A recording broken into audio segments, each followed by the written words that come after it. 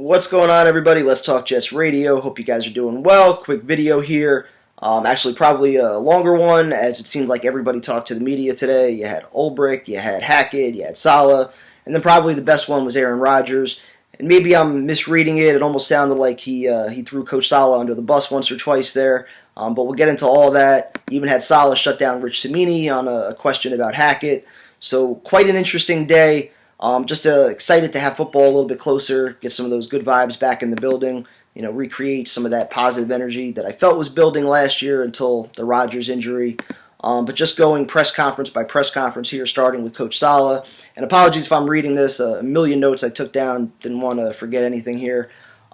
He did mention that the training camp approach this year is going to be the same as last year, in spite of the 3 games in 11 days. He might try to manage some of the reps a little bit differently going into the season. But as far as training camp goes, he doesn't plan to change anything there. He does like having the mini bye week with the Thursday night games, prefers to have the actual bye week later in the season because of the 2-week break that you get before the opener. He completely shut down Cimini on the questions about Hackett. Hackett also took the it's already been addressed approach, which is going to be very interesting to just watch how this plays out throughout the year. Hackett, it seemed like, was untouchable for the longest time, especially with Rodgers being here, but there was clearly some kind of desire to reduce his role in the offseason.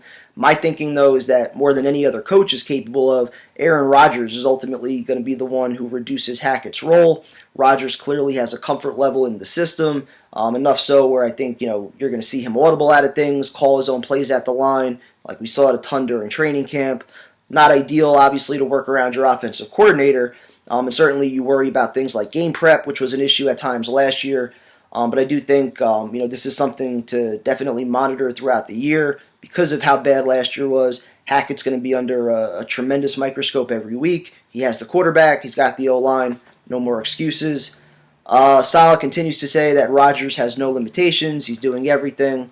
I like hearing that, which is kind of as expected based on his progress from last year. Saleh also noted some changes to the conditioning staff. This comes in addition to several other changes on the coaching staff. A reduced number of total coaches, I believe from 24 to 20. There's no quarterback coach this year. A little bit upset that Leon Washington wasn't brought back as a special teams assistant, but it seems that the Jets have shaken at least some things up within the building. Time will tell if it was good or bad, but ultimately when your results are what they are, some people have to be held accountable, and I think clearly it wasn't going to be anybody at the top. As far as the injury area today, you had Moses, you had Simpson, you had Lecky Fodu. Saleh also mentioned that AVT and Mike Williams, they're still working their way back, but that the expectation for AVT is that he's going to be ready to go for training camp. Didn't sound 100% sure about that, but hopefully he's ready to go. Said Will McDonald looks good. Didn't sound real enthused, although I think after the Cimini question, he didn't really sound enthused about anything. Talked about Sauce traveling with the opposing team's best receiver, something that he finally opened up to a little bit later on last year. It makes sense. I love DJ Reed, but Sauce should ultimately be responsible for the opposing team's number one. It's not even a lack of trust in Reed. It's just more of a belief in Sauce. He's a top 2 or 3 corner, possibly even number 1 in all of football.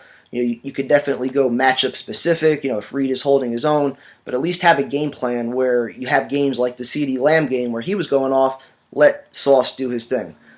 A few other tidbits. He talked about the offense having a little bit more dialogue this year, kind of less questions, more focus on evolving to almost be injury-proof, it seems. We'll see how that turns out. Says there's an open competition at safety with Ashton Davis, Chuck Clark, Tony Adams. You would think Tony Adams is going to be your primary free safety. Ashton Davis, Chuck Clark kind of battle it out for who's going to be in the box a little bit more. But expect all 3 of them probably to play a little bit. Ulbrich, getting to his presser, not a whole lot there. Mentioned Isaiah Oliver making a move to safety from corner. Talked about not wanting to leave New Jersey. Feels like he found a home here in reference to the rumors about the interest from San Francisco in the offseason. And then you have Nathaniel Hackett, who acknowledged the obvious. We got to find ways to get the ball in Malachi Corley's hands. It shouldn't be difficult. With this O-line, 2 studs in Brees and Garrett. Find a way to let that kid shine. As mentioned before, he didn't want to get into any of the stuff about, the Jets looking for offensive coaching help. Says he was involved in all of those discussions. He still has the trust of his head coach. We will see. I have lived through a lot of fireable offensive coordinators in my life, and last year was just so bad on so many levels. You hope that a Hall of Fame quarterback can keep it from becoming a major problem, but even I don't know about that. But we'll see. And speaking of the quarterback, Rodgers also met the media. If you do listen to one presser today, like I said, this is definitely the one to listen to. Loved his insight on the O-line and the leadership that this group is already bringing.